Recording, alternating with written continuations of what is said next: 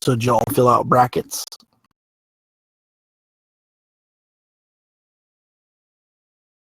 Nope. I don't even know what you're talking about. Bueller?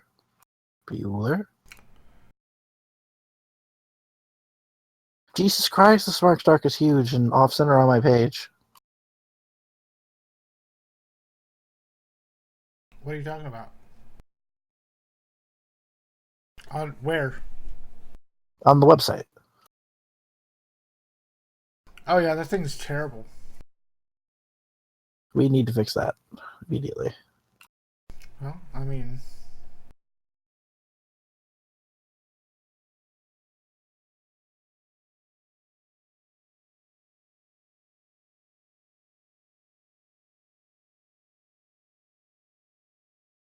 Okay. Omega, are you almost ready here?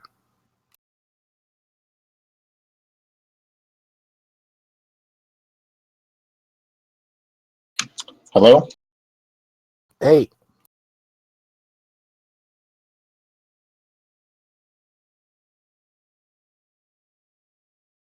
What's up, dog?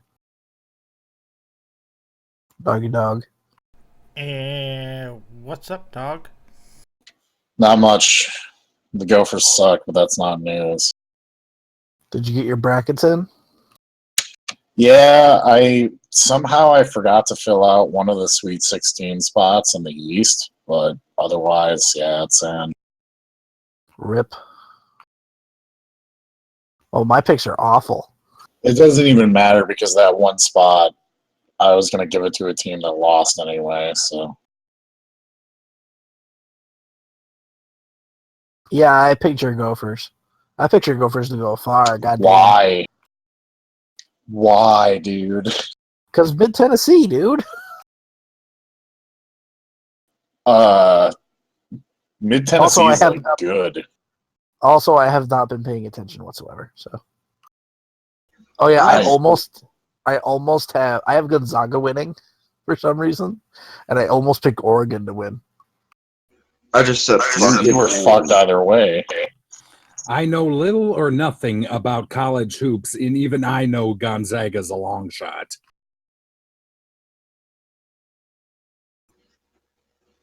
I just said fucking chose Kentucky to win, even though I know they're not going to win. Well, I mean, they got a better chance than most teams. Yeah, but our team's also been known to not really play hard through like the second half as well. But also, it's like our players don't really give a shit because they're all going to the pros soon anyway.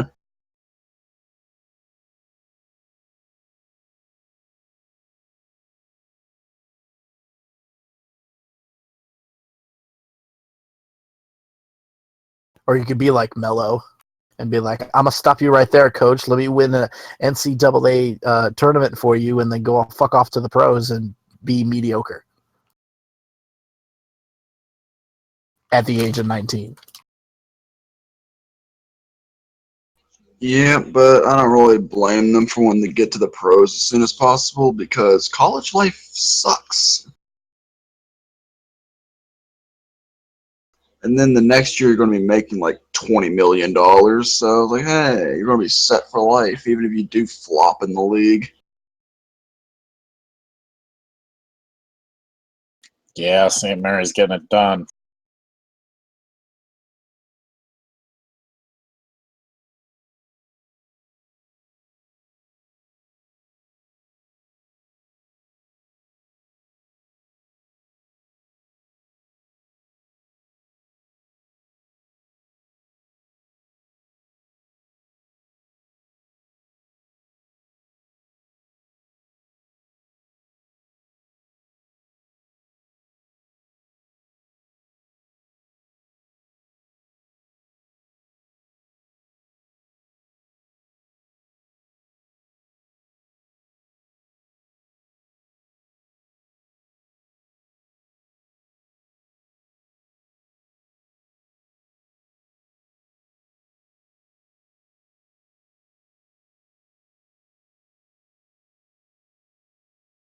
Oh, yeah, I also I picked Princeton over Notre Dame. That was so fucking close.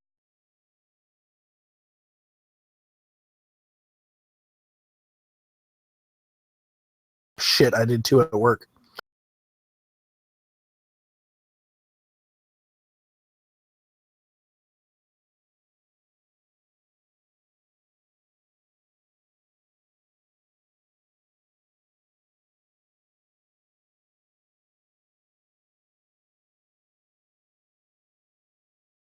They have $5 brackets at work. Half goes to charity. If you have the most points at the end of the brackets, you win half the pot.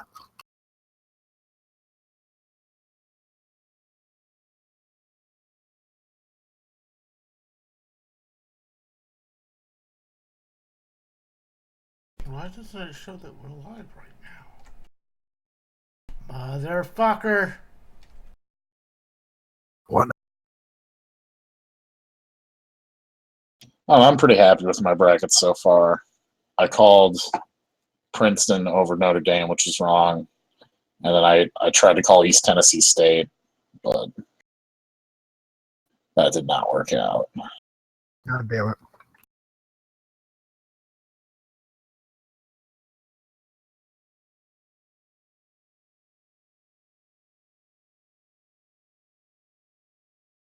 Hey, we were live. I just didn't know how to find the link, apparently. It's fine.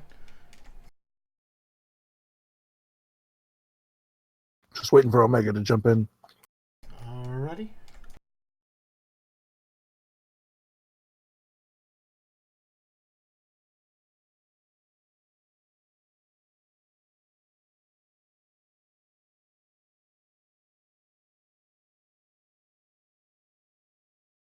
Really wish Vermont would have given Purdue more of a challenge.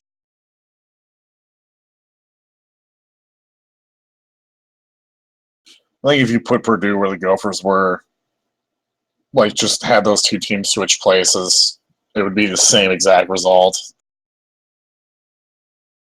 Oh shit!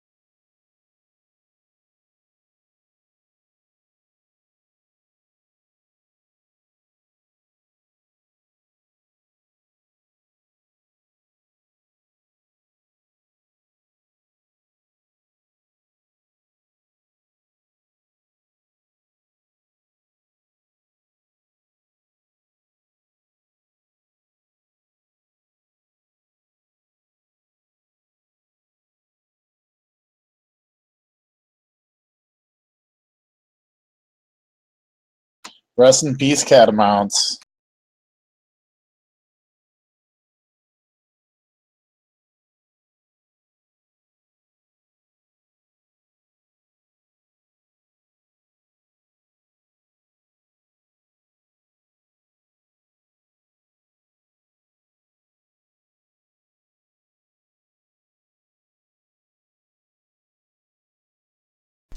Ooh, 2 people were watching. I think. Oh, wait, nope. Dude, the Big Ten fucking sucked this year. Yes. I'm in the 26th percentile. God, I suck. All right. 26th? I'm in the 81st. Doing okay.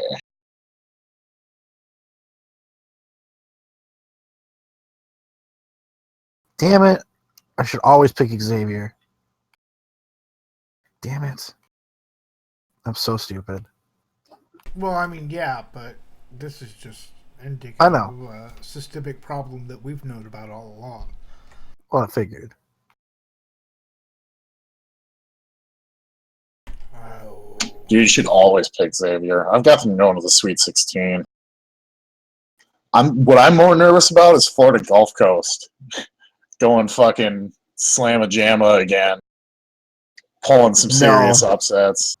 No, I've got what you call it, FSU going over that. I debated on it because I was like, that should be the big upset of the tournament. But I was like, nah, fam. It's gonna be FSU, and FSU is gonna go far. No. Actually, the only thing I'm really starting to regret is I probably should have put Arizona deeper into the tournament. I probably put honestly, I should have put Louisville over Oregon. I know this is gonna sound ridiculous, but I've got Michigan State going over Kansas. Bro, you probably should have put Creighton over Oregon. I didn't even do that, and I'm kind of regretting it.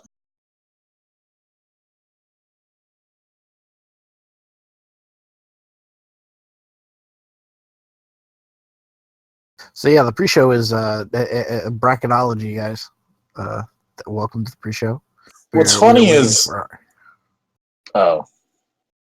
what's funny is like Gunner's face.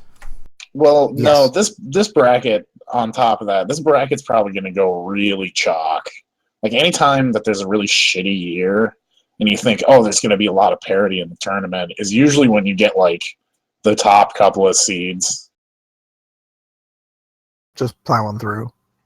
Yeah. Like I sure as shit don't see Gonzaga in the Final Four, but I don't know who's like Nova's good, Kansas is good. I picked Zaga to win. Perfectly honest. Good luck. Gonzaga's never even made a Final Four before, by the way. Bro, before this, I had Oregon going in, so I had Oregon winning. So. Oregon's a hell of a team. Oregon has a better shot of winning than Gonzaga ever has. Here, let me put us in West, and we'll just get started because Omega just isn't here right now. Hit the theme, Yankum.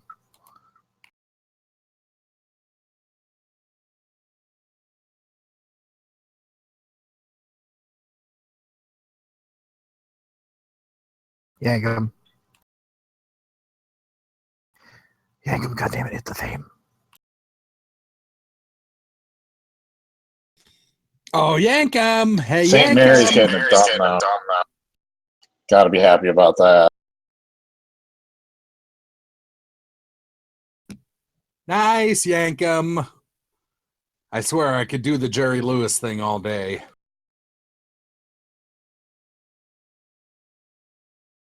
Oh, hey, Also- Omega BR. Talk about the botch of the century. Like, there's no wrestling botch that will ever come close to what happened in that Northwestern Vanderbilt game. Right. Like, I feel so bad for that kid. I'm sure he's going to be okay, but, like, He's oh not my going to be okay. God. It's going to be a bit. Yankum, music. Let's go. Well, I mean, that's not really how you should talk to people. We've been asking for a little bit now. Patience is gone. For a little bit, you can't have been asking for that long. I mean, really. And don't act like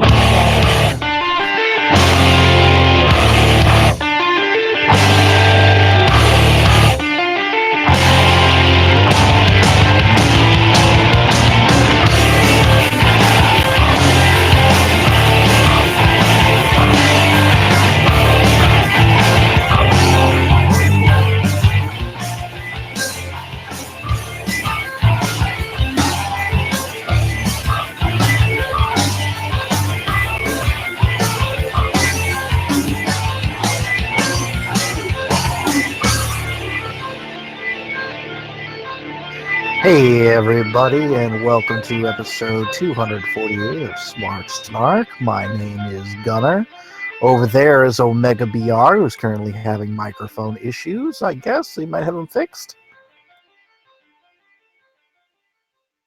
But always with the number lock key.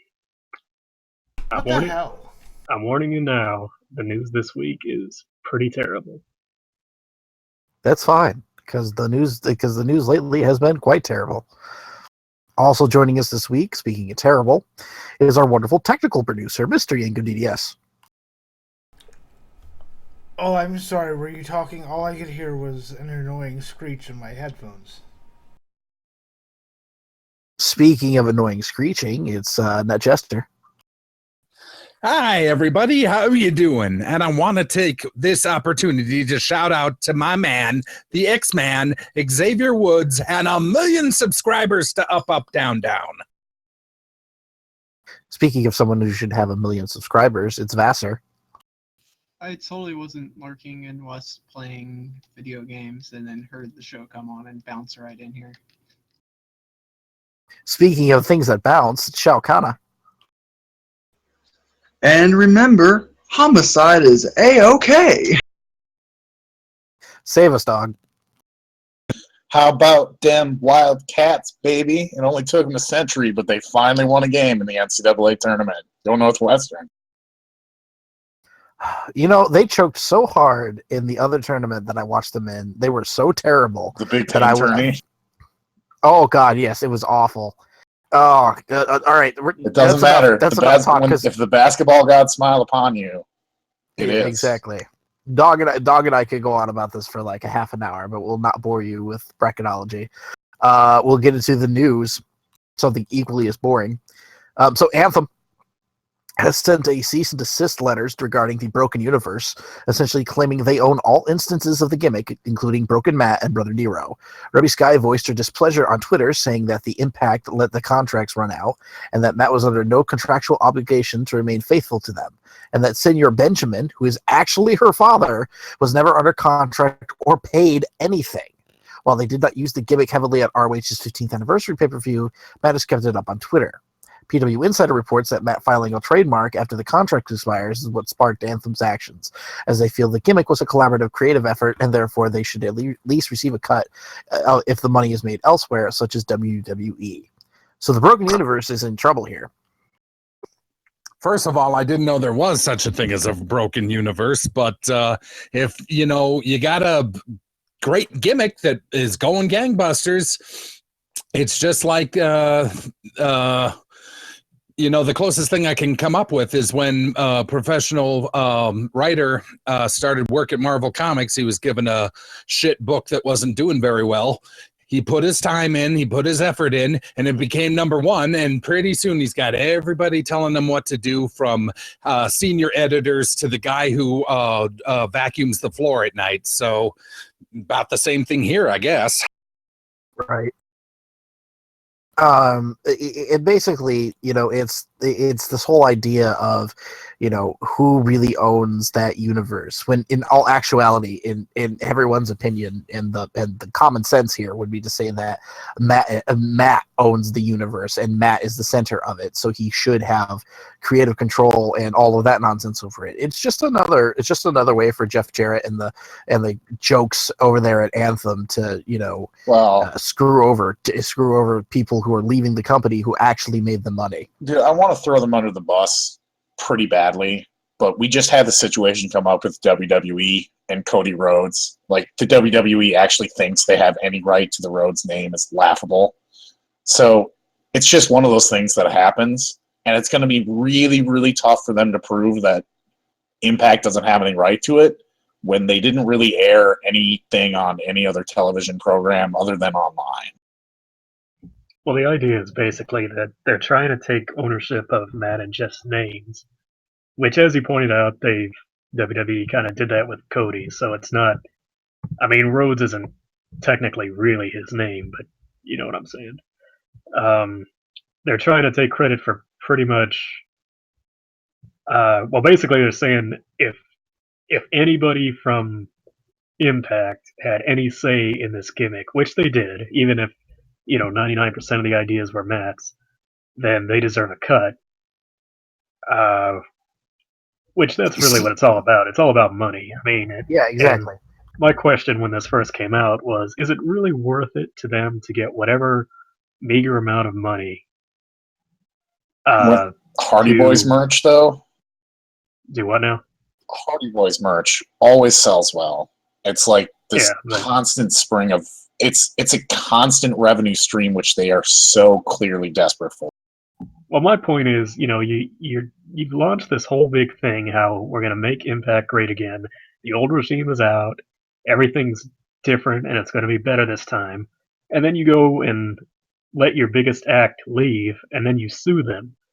And that sends a message to not only the entire wrestling fandom that already thinks Impact is a bunch of scumbags, that Anthem is just as big a scumbag, but you also send a message to your own people that, it's basically our way or the highway, and we effectively own you.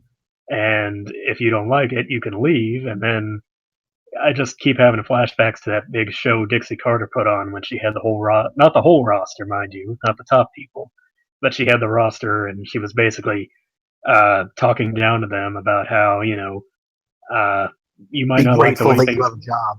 Yeah, and then find another job if you don't like it. And then a bunch of people said, well, we're thinking about leaving. And then they were like, well, you can't. So. Exactly, and that's the biggest problem with all of this. It's the fact that it's the same old crappy mentality that they've had for the longest time over, something stupid. They at the end of the day, they hold, a couple legal obligation rights to everything, to certain things. And I know I sound really stupid here, but at the end of the day, it's them being dicks, and it shouldn't be this way, and it's wrong. It's wrong. And I don't know that apparently it's not so much Jeff Jarrett, it's Anthem themselves. Apparently Jarrett doesn't really have a say in this, but at the same time, the reports are already that Jarrett's sort of doing this old school promoter, I make the decisions, you carry them out. If you don't like it, I don't care. Well, what do you expect when you have a company that, basically ran itself for the past year at least? I mean, it had zero direction, had zero leadership whatsoever. It allowed this Matt Hardy character to come forth and actually become something, and that's a benefit of it. But at the same time, everybody else and the whole company got lost in the fucking shuffle.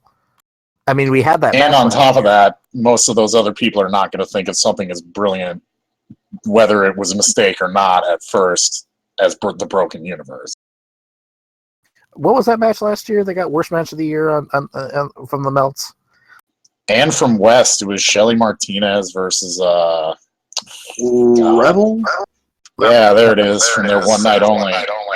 Oh, my vagina! Ah! This is something that Netchester goes around and says all the time, by the way. And so does Sally Martinez. But yeah, that's basically the whole shtick there. I mean, you get stuff like that, and that's the norm for them. That's not even saying that that wasn't to be expected here, or that was just it was just a bad instance. That was the norm for TNA for a while, for the past couple of years at the very least, under the helm of TNA, under the helm of Dixie Carter. So you don't expect Mr. Jeff Jarrett, Big Double J, to act like his daddy and be like, you're going to work this territory and I'm going to keep doing this. So, the bottom line is it really worth it to pursue this and get a little bit of money? The answer is no. Maybe they should focus on their current squad rather than trying to chase over an old gimmick. Hold on a second, guys. Our broadcast tower kind of ripped.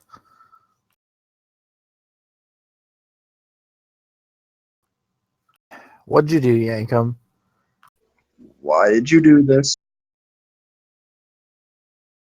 Is it good now? Boy. We're still on the air. Okay.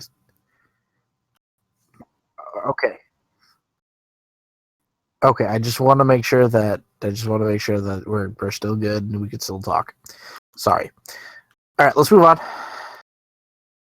The Melts reports the current long-term plan for WrestleMania 34 in New Orleans is Roman Reigns versus Brock Lesnar for the Universal title. The ultimate goal of which, between then and now, is to finally cement Reigns as the top babyface of the company, fully replacing John Cena. Goldberg's contract expires at WrestleMania, but the door is open for him to return to big shows in the future. Big Show versus Shaq is off, reportedly a financial situation and a disagreement on price, rather than Shaq being out of shape, as Big Show had claimed. So I just read that first sentence there. No. I'm impressed you didn't vomit in your mouth. I did a little bit. I don't know if you heard it. No, I didn't hear. We didn't hear it. That was the most impressive part. You want me to say it? Oh, God. Fuck this company. You know what? I think we should actually make this the 15-minute time limit, because I think we can get at least 15 minutes of retching out of ourselves. All right, fine. Fuck it. We're moving on. Well, hold on. We'll talk about What's this. the thoughts on? Is there any thoughts on Goldberg potentially coming back? I don't care if he comes back. Whatever. Yeah. If he puts somebody over, that's fine with me. But he's not going to put anyone over. He's gonna put Brock over.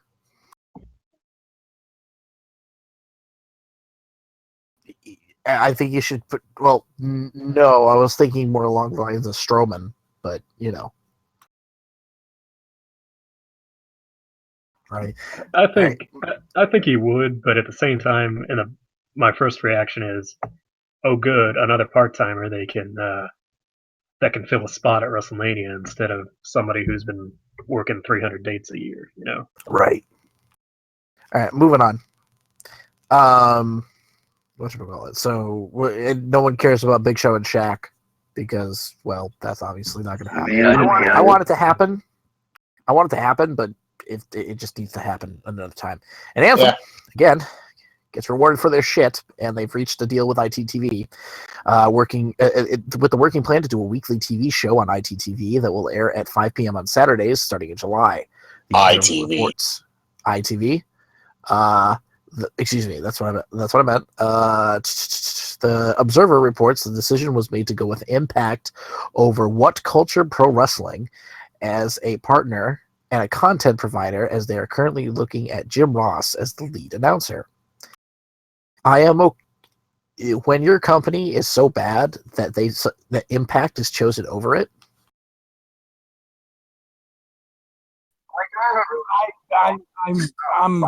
I don't believe that.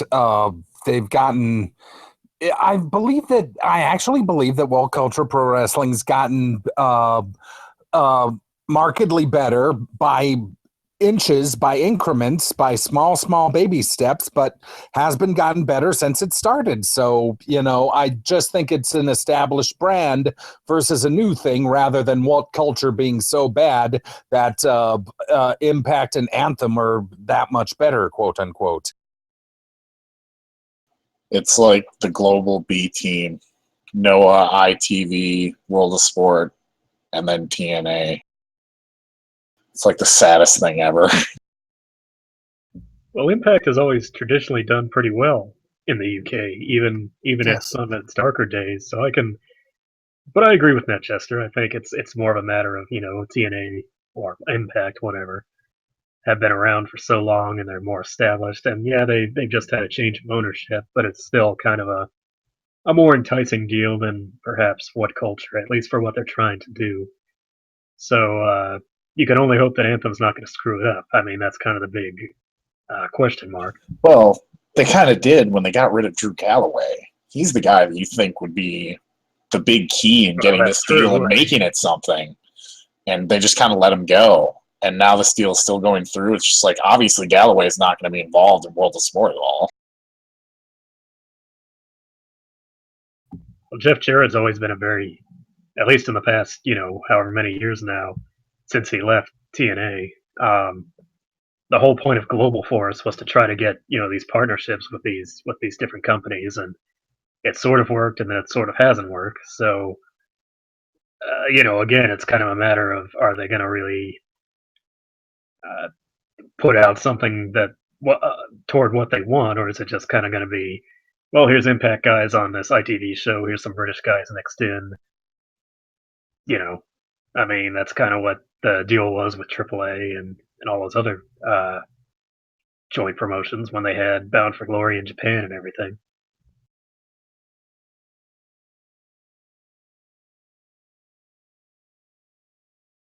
I'm very, very nervous about going forward with Anthem because I mean obviously they it's Jeff Jarrett flexing his power and Anthem being kind of a dick, but at the same time I mean they signed deals with Noah and this ITTV thing, so maybe something will come. ITV thing. Yes, I keep Only calling one it T. ITTV or something like that. Yeah. You and me and ABC.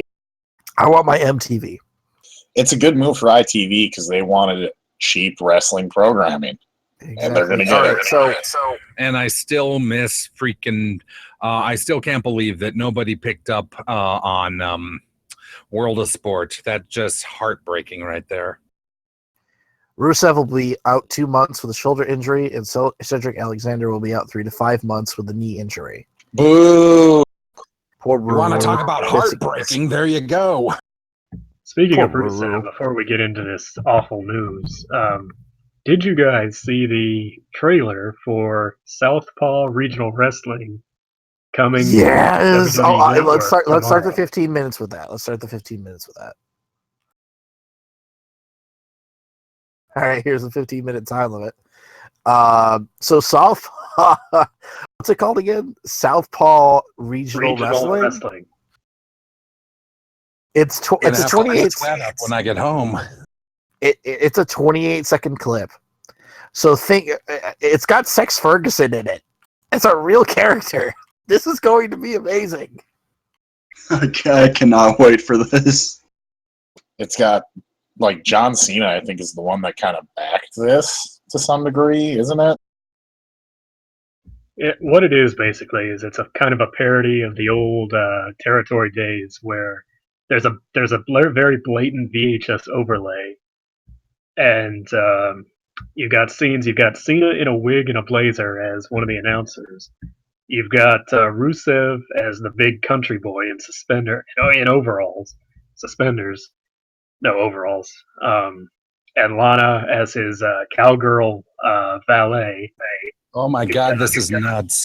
Yeah, you've got Gallows as his Sex Ferguson character. I couldn't even tell what half the stuff was. You've got somebody in a generic wrestling mask. You got somebody in a lizard mask. You've got, like, Breezango is involved with it, like Johnny Curtis, or Fandango, I guess is what he's called nowadays, is the other commentator alongside John Cena.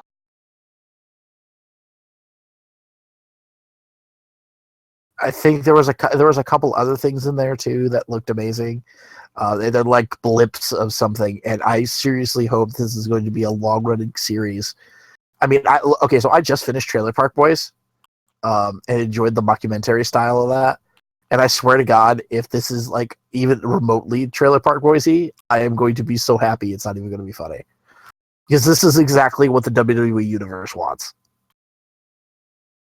It looks like it's going to be really camp, and it's got that faux throwback style that's really popular these days. Usually it's like the 80s, and I think that's what they're trying to parody here. It's like the early 80s territories. Yes, and if it's mature rated, oh my God.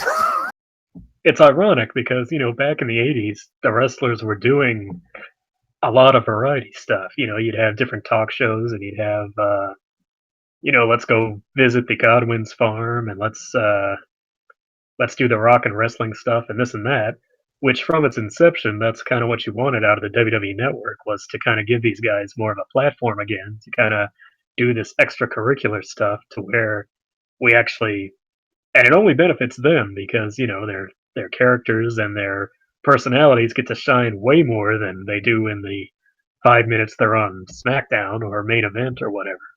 What was the tournament that was just announced in the UK?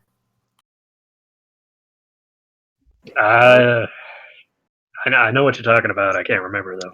What Was it tournament? like was it like a big 64-man tournament in like What Culture or something? No, not the What Culture one, the little one that was just announced WWE. They're doing tapings for it in July or something like that. Oh, I think that's just some tapings for UK stuff.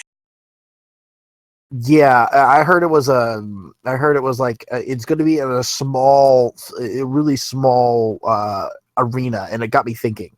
So it's like an 800 seat arena, right? Like literally just 800 people that can fit in there. So I was wondering if you guys would think that it would be cool is if they brought back the old 80s style of wrestling shows, like Saturday Night Main Event, where it was more along the lines of not necessarily Saturday Night Main Event, but I forgot what it was called. It was the WCW show. It's the ones where Ric Flair gets behind the podium and cuts a promo for 20 minutes in front of an audience of like 100 people. Yeah, I know which one you're talking about. That's that old classic Georgia Championship Wrestling thing before they became World Championship Wrestling. Right, exactly. Where they'd have like they have like a TV studio with like 100 people in it and a little ring, and they'd have little matches that would do anything, but they would have promos, and that would be the whole point of the whole thing. It would be, people cutting promos and talking and trying to get their own storylines over. Yeah, I love that old Georgia Championship Wrestling stuff. Hell, when the Road Warriors hit the ring, it's like the hand of God crashing down on a couple of jobbers. Exactly, and that's what. And do you guys think that in the modern day, on the WWE network, that there would be a place for that? Well, I don't see why not. I mean, there's really a place for everything on the WWE network. I mean, they can do pretty much whatever they want to, and it's interesting because Meltzer also brought up one of their key financial goals this year isn't to get more subscribers, but to actually retain more time spent for their current subscribers watching the network. Rather than get 1 million subscribers that watch maybe a pay-per-view every month, they want to get more people watching the network in general. And so this is the thing you need obviously to do. That's phase 2 and exactly what Netflix did 5 or 6 years ago, where they started producing original content.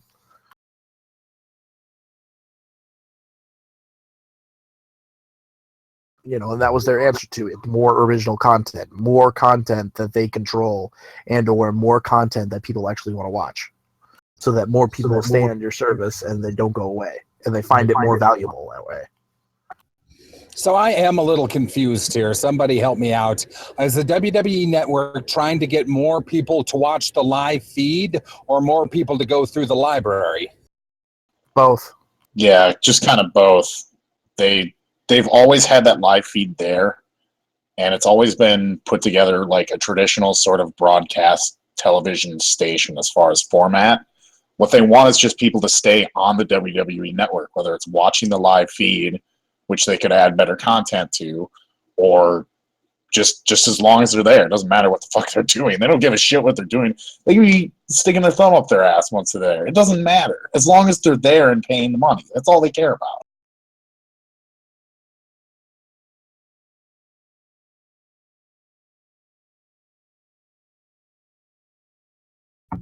All right. Well, I think SRW debuts tomorrow, Friday, on the network, so we'll have to check that out. But let's move on to the unpleasantness. This idea that Roman Reigns and Brock Lesnar they've already got the main event of next year's Mania mapped out.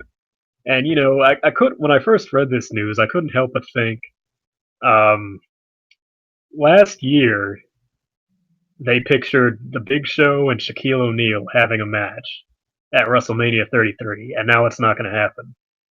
At WrestleMania 31, they pictured Triple H and Stephanie McMahon versus Ronda Rousey and The Rock at WrestleMania 32, and that did not happen. And it feels like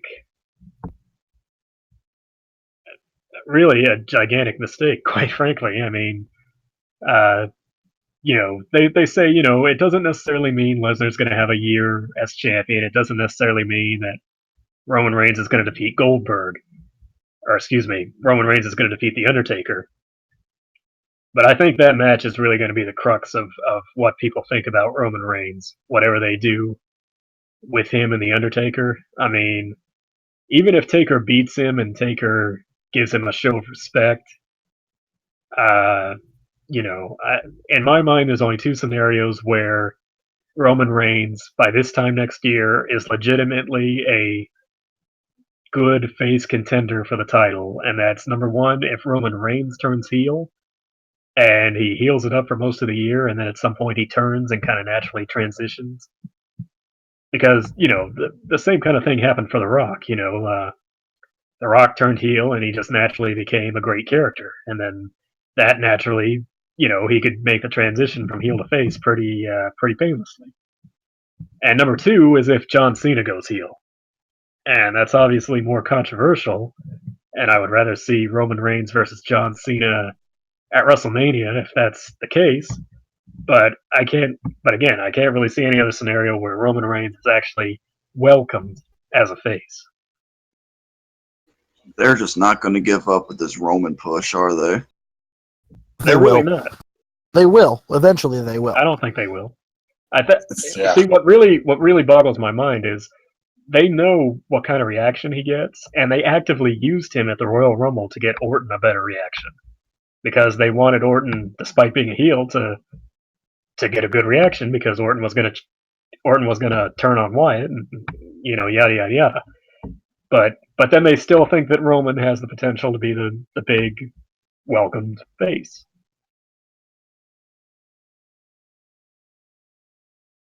It's just amazing that, I mean, plans could always change. And you talked about Mania 31, the plans that they had for, Triple H and whatever. They had plans going into Mania 31. That entire year was building up Roman Reigns to be the guy to beat Brock Lesnar. And they changed that the night of and shocked everyone. So we're a year out. A lot of shit could change. That said, it's pretty clear it's still the same game plan that it always was. Whether it fails, they're going to do it until they succeed. And if it never succeeds, they're just going to keep doing it.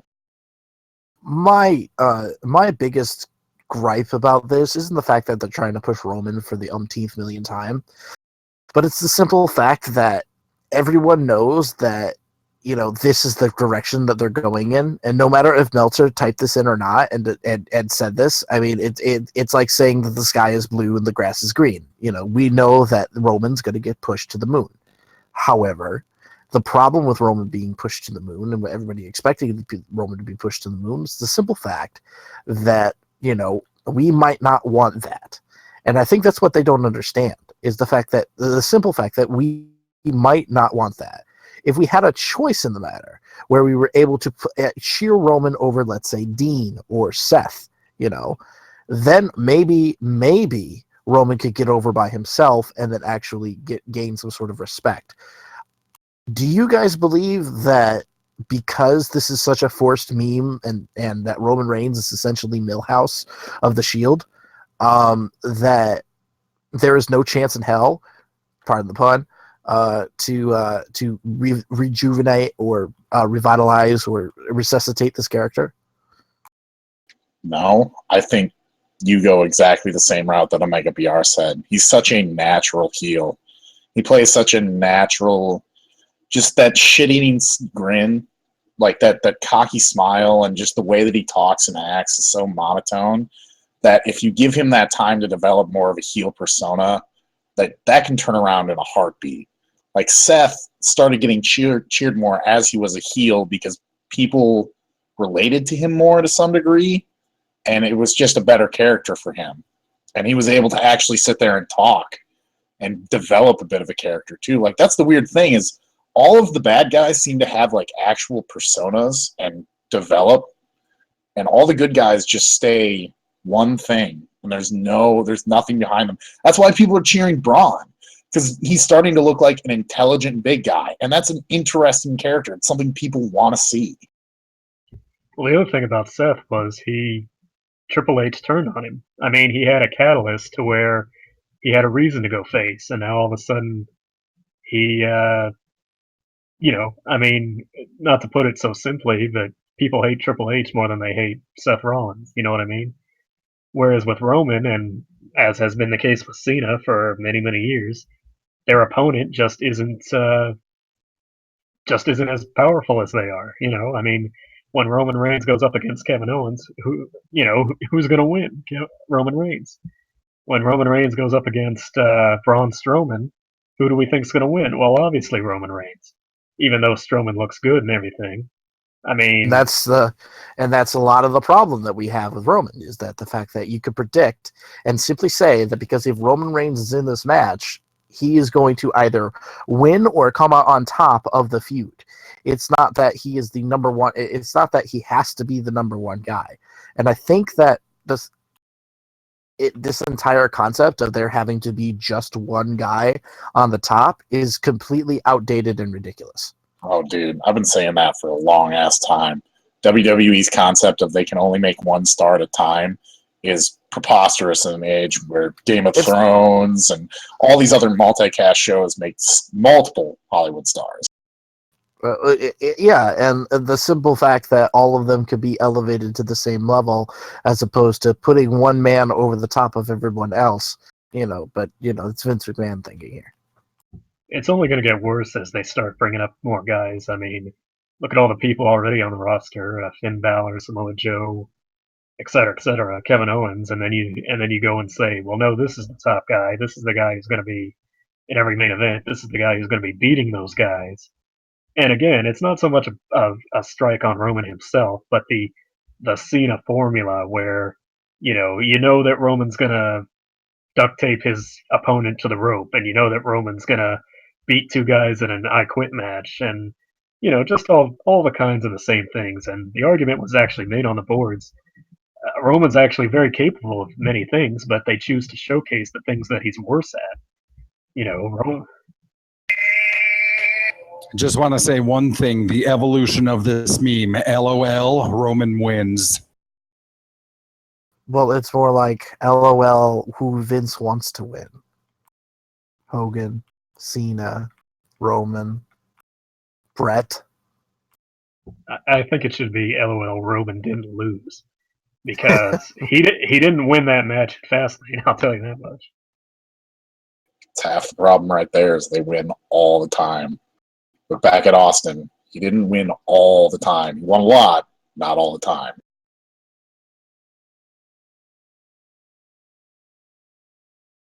But yeah, fuck Roman Reigns, guys. Let's go get some ice cream.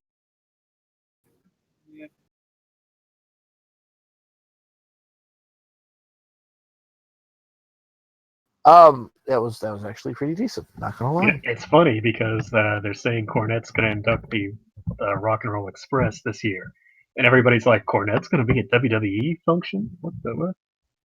Fuck Cornette. Well, if it's to suck up to the Rock and Roll Express, Cornette will be wherever he needs to be. Exactly. But pretty much. It's corny. Okay, all right. I'm gonna take odds right now. 1 in 3 chance Cornette says something that is completely off script and derogatory towards the McMahons. Yes. Vassar ratings. I don't think he will. I don't think he will. I think he'll behave for one night. Anyways, this week in the ratings, starting off as usual, is TNA Impact with 292,000 viewers, down from 293,000 the week previous. On to Raw, 3.232 million, up from the 3.216 million, and SmackDown is delayed due to outages. So not much changes on the ratings. SmackDown, those ratings delayed are because of the huge snowstorm that hit the East Coast. I'm sure it was about 2.7 million. Probably the same as what it's been doing.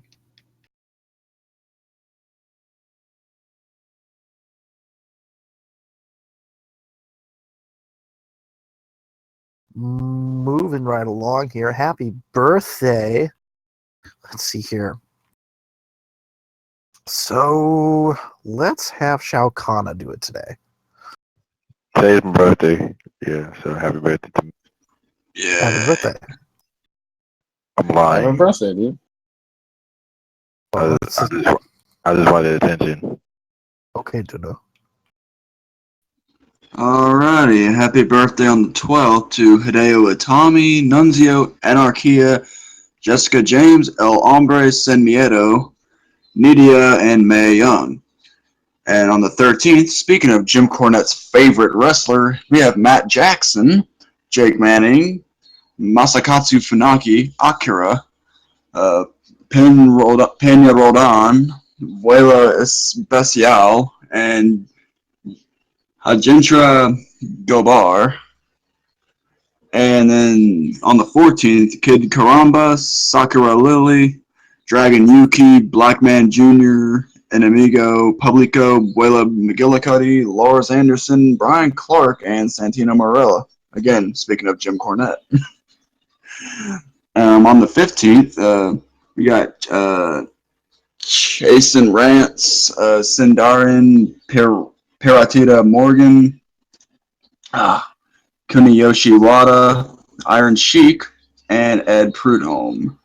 On the 16th, we got Kenny Dykstra, Jordan Devlin, Mike McGurk, Kenny Bolin, Brett DiBiase, Steve Armstrong, and Henry O. Godwin. What about Steve Austin? And on the 17th, we got Paradox, El Hijo de Black Silver, Cocolares, Jamie Lynn, Shaggy Ray Cyrus. And on the 18th, that will be EC3, Mike Quackenbush, Sassy Steffi, Miho Watanabe, Rick Martel, and Lance Russell. And that is the birthdays. Sassy Steffi is good people, by the way, if you ever get a chance to meet her at an indie show. This week in wrestling. Let's see here. Oh, wait, there he is. There you go. Hold on. And now it is time for This Week in Wrestling with Omega BR. Yes, this weekend, wrestling history, circa 1972, where Eiko Kyo wins her second WWA World Singles title from Jean Antoine in Nagoya, Japan.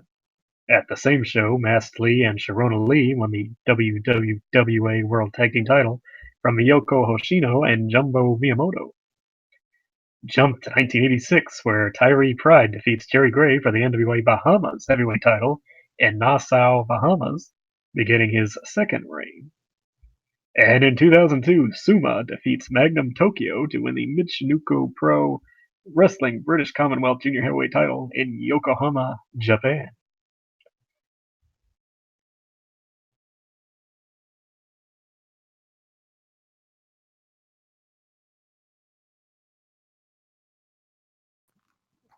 Ooh, no. I think you're right, And though. that was this weekend wrestling. Who cares?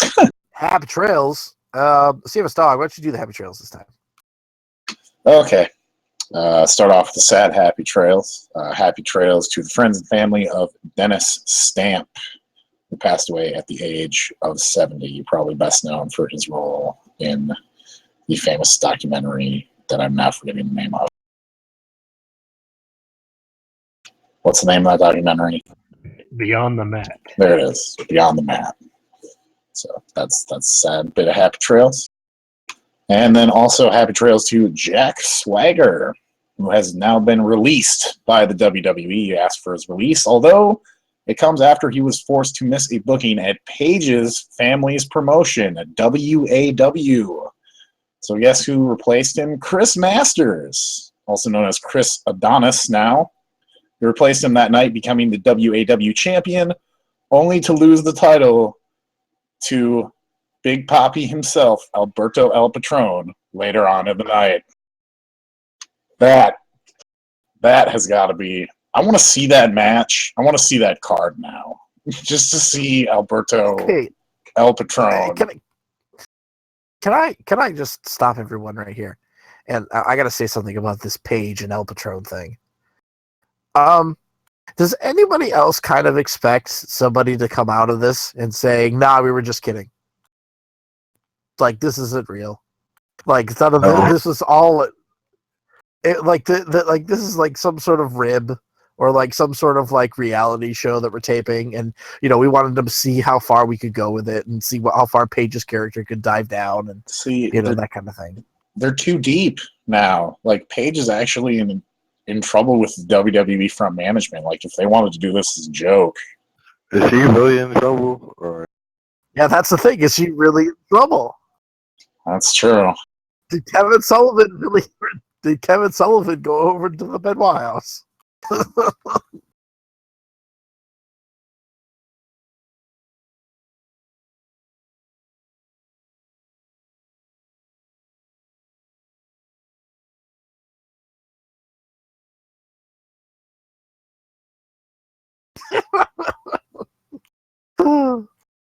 What should we watch this week of wrestling?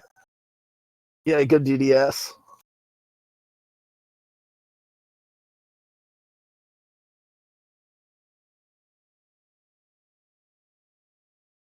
It's always been a fantasy of mine.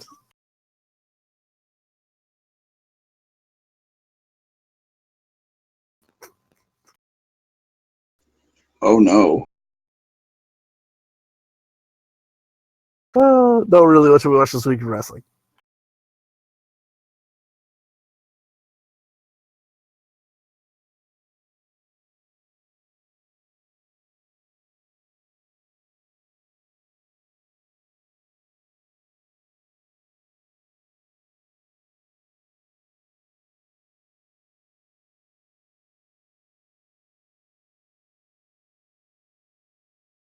Clearly, she's not.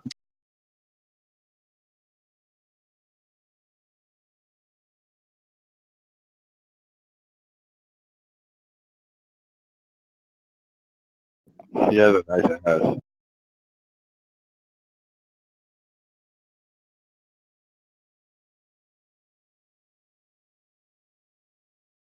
Okay. Doo-doo, what should we watch this week in wrestling? Oh, we're doing that. Shit. The Hardy Boys versus the Dudley Boys versus Edge and Christian. From when? From WrestleMania, that ladder match. Okay, cool. That's all you need to say, man. That's good. Vassar, what should we watch this week in wrestling? Chris Jericho and Sami Zayn versus Samoa Joe and Kevin Owens from this Raw. Yes. Shao Kahn, what should we watch this week in wrestling? I got home from work. I rewatched an old match that I really liked. Bull Nakano versus Aja Kong from 1990 in a cage match. Ooh. Save us, dog. What should we watch this week in wrestling? You should watch Christopher Daniels versus Adam Cole for the Ring of Honor World Title, and more importantly, you should watch the promo that aired before the match that Daniels cut, which was fucking awesome. He was crying, man. That was pretty emotional. It was great. Omega BR, what should we watch this week in wrestling?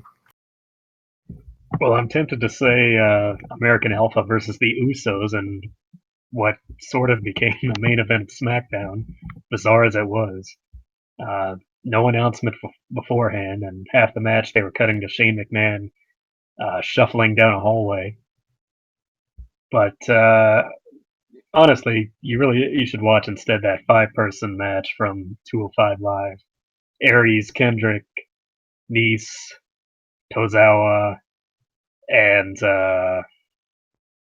who was the fifth man? Was it TJP in there? Yeah, I think so. Yeah, I think it was. Okay, I'm disappointed in all of you. You all get negative points for the week. I know we don't do points anymore, but god damn it, negative points. Ishii Omega Night 2 World Japan Cup. Hello. I didn't watch it. I watched it, but I still I like kinda- the Daniels match better. It was good, but I don't remember. I heard it was good. It's just I'd never have time to watch New Japan anymore because they have me working morning shifts now. Yeah, we have life. But you could watch it, Plus, West never shows replays much anymore. Hey, I'm playing the shit on West. Yeah, way to shit on West, dude.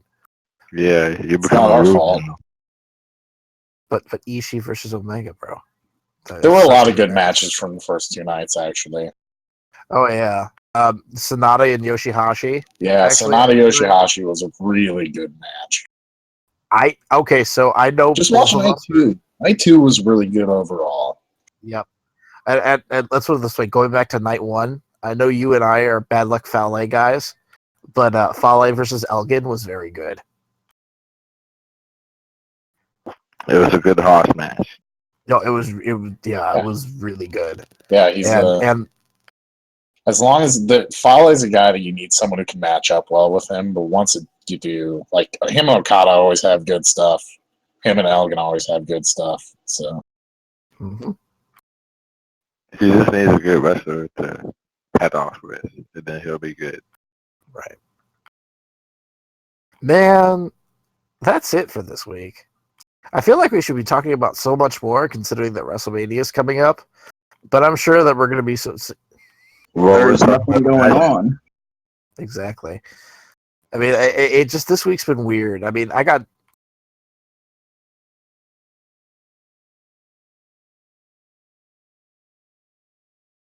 no, it's gonna be Shane McMahon versus Todd Crisley at WrestleMania. That's what aired on my television screen. oh man.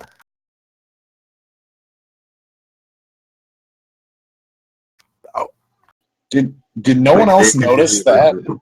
I The noticed cutoff that. just instantly into Todd Crisley, where it's just like, They got cut off, yeah.